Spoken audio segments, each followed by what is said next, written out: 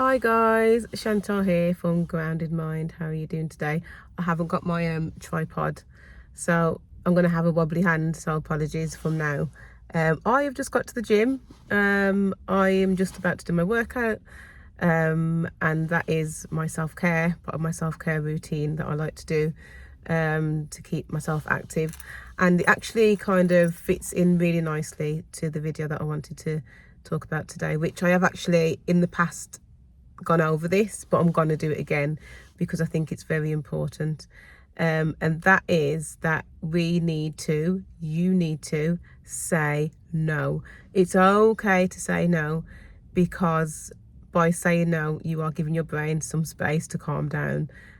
We are, and I'm saying this with confidence, we are those types of people that do a lot. We are doers. We aren't we like to be active, we like to help, we like to we think it makes us feel good, or we don't see a problem when we have the energy to do something that someone asks us to do. And so it becomes part of how we are, that we are doers. We do. It could be a mixture of whether it's doing a lot of things with work, it could be a mixture of doing a lot of things for your family, it could be doing housework, it could be doing just not saying no to anything. Someone phoned your phone and says, "Oh, Shan, I need you to help me do this today or tomorrow." "Oh, yes, I've got time between 12 and 4.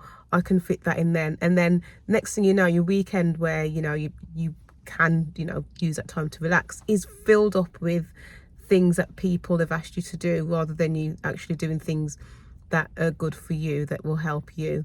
So it's important for us to learn how to say no and not feel bad about it. And the problem, I think, is with a lot of us not saying no is because we feel bad. We feel like, oh my gosh, I can't let that person down, and we become this. And it is, I don't hate, but the word people pleasing isn't like, not in the sense of we just want to please the whole world, but when we do really think about it, when we are saying yes all the time, that's what we become. We become this person that just wants to make everybody else happy. And guess who suffers? We suffer. We are the ones that end up suffering. And then our brains are in fight and flight. We put our brains in danger mode. That's what we do. So we've just got to be careful. I've got makeup on my top here. So we just need to be careful that when we are saying yes to everything, that isn't sending safety to our brain. You might not think that because you think that you're okay. Physically, you might be okay, but mentally you're not, because the pressure and the stress that you're sending those signals to your brain that you've got to do this, you've got to do that. It's pressure, it's stress, it creates anxiety, because remember, anxiety is about us thinking about the future, and depression is us ruminating on the past. So if we're constantly thinking about what we need to do for this person, for that person, for ourselves, we are obviously then creating anxiety. And if we're telling our brain that there's something wrong, because this is a chronic thing as well, it's something that we do over and over and over and over again, so it's learnt behaviour. We are teaching our brains that this is how we are, and our brains are sensing that something isn't right.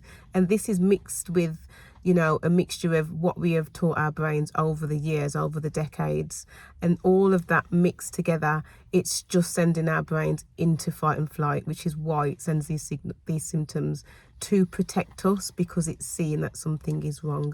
So it's important for us to say no before, if you do get symptoms, before they start, to teach our brains that we are in a calm place and we are in a good place. Or when our symptoms do start and we are in that kind of not saying no moment, we need to learn to say no in those moments as well.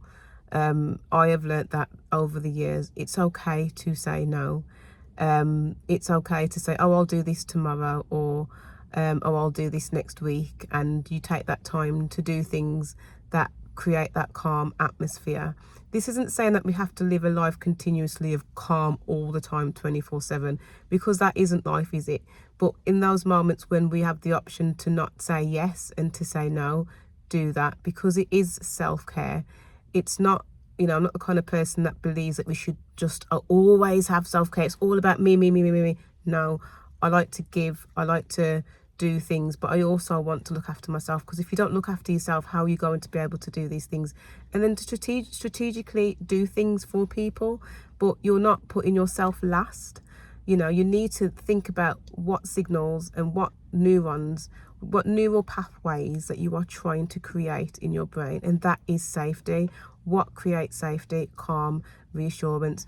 What creates safety? You telling yourself that you're good, you telling yourself that you're okay, believing that you're okay. If any symptom occurs, whether it is a symptom from vestibular migraine or any other chronic illness, or if it's a stressful time in life when you're feeling certain emotions, is to feel what that feels like, not to ever push them away, to feel what it feels like and to carry on. That is also sending safety. That is building safety neurons in your brain. So we need to think about these things. So I just want to share that you are okay to say no. Say no. Not all the time, but when you can say no, say no. It's okay to say no. We need to get off the hamster wheel. I've said this quite a few times. People may disagree. I believe there's two types of people in the world. There's people that can go, go, go, go, go, go, go, go, go, go, go, go, go. And then there's me and you. Where our brains are like, whoa, what's going on there? And it attaches itself to different moments and learnt behaviours from our past, and it couples that up with what we're doing now, and symptoms start. So this is for those that even don't have a chronic illness and do follow me. Just, you know, this applies to you too, because you don't know if you're going to be that person or that person. But just to say no, look after yourself. Self-care is important. Your mental health is important. It's as important as physical health. Spiritually, it's important. For me, my faith is so important to me, which has led me to the whole mind-body world and neuroplasticity, and it all connects with what I believe personally. So I just want to share this with you, and I hope this helps. Sorry if it's repetitive. I know I've mentioned this before, probably like earlier on in the year, but I think it's important for you to remember there's only one of you. So please say no when you can. Have a good day. Bye.